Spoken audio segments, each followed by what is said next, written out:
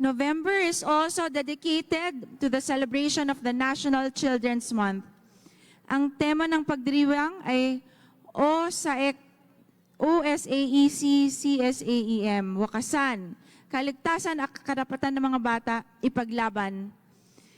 Ay naglalayong labanan ng mga mapagsamantala, lalo na mga nagtatago sa internet at social media upang gipitin at pagsamantala ng ating mga inosenteng anak sa pamamagitan ng online sexual abuse or exploitation at child sexual abuse or exploitation material. This calls for our vigilance and caution as parents, guardians, and teachers. Bilang ina ng bayan, I firmly emphasize that we have zero tolerance for any form of abuse, lalo na kapag anak na natin ang pinag-uusapan. Kaya patuloy po ang ating pakipag-unayan sa bawat barangay at maging sa mga paaralan upang masiguro ang kaligtasan ng mga bata. Patuloy din tayong nakikipagtulungan sa mga pambansang ehensya upang maprotekta ng ating mga anak laban sa mapanganib na internet. Ang bawat bata ng bayambang ay dapat sa isang ligtas at masayang pamamayan at ito ay ating paninindigan at isa sa katuparan. Katulad po ng sinabi ko 2 weeks ago about digital bullying, internet safety, as much as possible yung ating mga anak, tayong mga gulang, don't expose your children on the internet. Because at this AI age, alam nyo bang kayang gawin ng internet? Ang picture ng anak nyo, o kahit sino, kapatid nyo or what, pwedeng nakawin, pwedeng idikit sa malalaswang picture, pwede nilang i-twist yan. Pwede nilang gawa ng way. So, avoid posting pictures of your children in the internet as much as possible.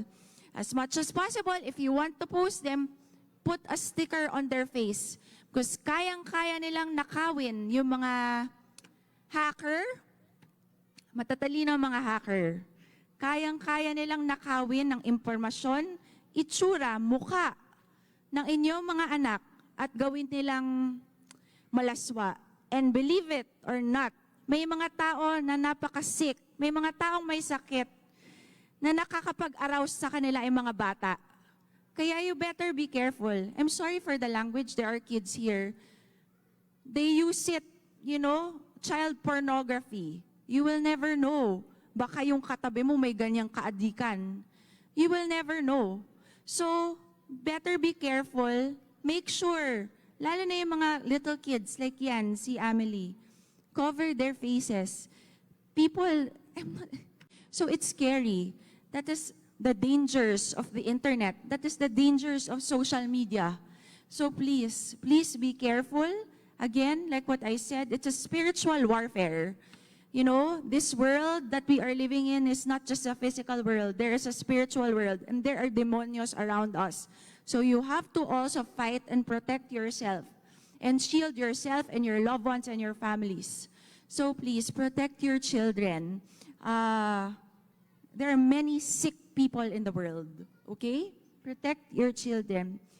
And I'm sure naririnig niyo yan sa news. May mga nahuhuli, yung mga sarili nilang magulang. Binibenta yung anak nila sa internet para sa pera, dahil sa kagutuman. So please, be careful. If may alam kayong ganyan, isumbong nyo sa mga kinaukulan, lalo na sa LGU natin, if may mga alam kayong ganyan.